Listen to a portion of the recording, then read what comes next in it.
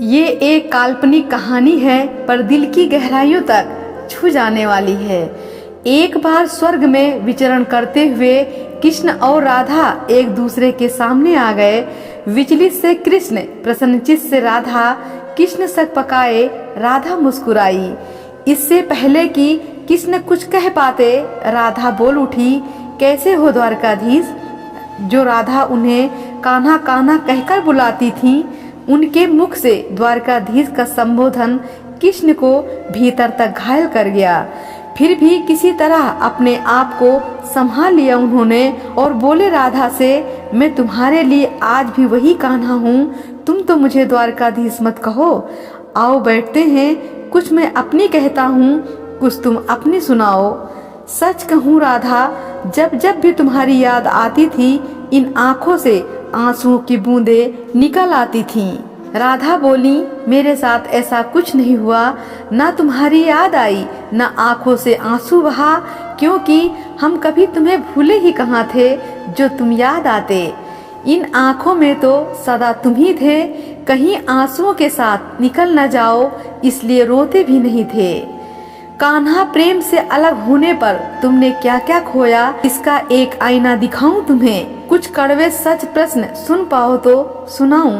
कभी सोचा है इस तरक्की में तुम कितने बिछड़ गए। यमुना के मीठे पानी से जिंदगी की शुरुआत की और समुद्र के खारे पानी तक पहुंच गए। एक अंगुली पर चलने वाले सुदर्शन चक्र पर भरोसा कर लिया और 10 उंगलियों पर चलने वाली बांसुरी को भूल गए। कान्हा, जब तुम प्रेम से जुड़े थे तो जो उंगली गोवर्धन पर्वत उठाकर लोगों को विनाश से बचाती थी, प्रेम से अलग होने पर वही उंगली क्या क्या रंग दिखाने लगी, सुदर्शन चक्र उठाकर विनाश के काम आने लगी।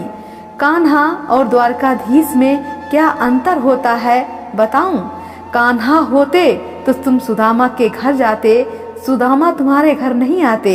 युद्ध में प्रेम में यही तो एक फर्क होता है। युद्ध में आप मिटाकर जीतते हैं और प्रेम में आप मिटकर जीतते हैं। कान्हा, प्रेम में डूबा हुआ इंसान दुखी तो रह सकता है, पर किसी को दुखी नहीं कर सकता। आप तो कई कलाओं के स्वामी हो, स्वप्न दूरदृष्टा हो, गीता जैसे ग्रंथ के दाता हो, और आपने क्या निर्णय लिया?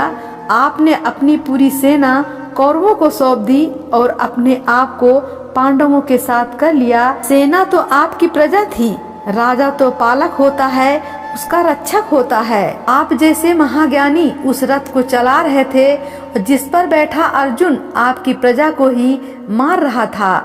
अपनी प्रजा को मरते देख आप में करुणा नहीं जगी, क्योंकि आप प्रेम से सुन्न हो चुके थे। आज भी धरती पर जाके देखो, आप अपनी द्वारकाधीश वाली छवि को ढूंढते रह जाओगे।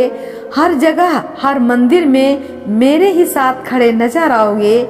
मैं जानती हूँ कान्हा, लोग गीता के ज्ञान की बात करते हैं, उसके महत्व की बात करते हैं, पर धरती के लोग युद्ध वाले द्वारकाधीश पर नहीं, प्रेम वाले कान्हा पर भरोसा करते हैं। गीता में मेरा दूर दूर तक नाम नहीं है, पर आज भी लोग उसके समापन पर राधे राधे कहते हैं।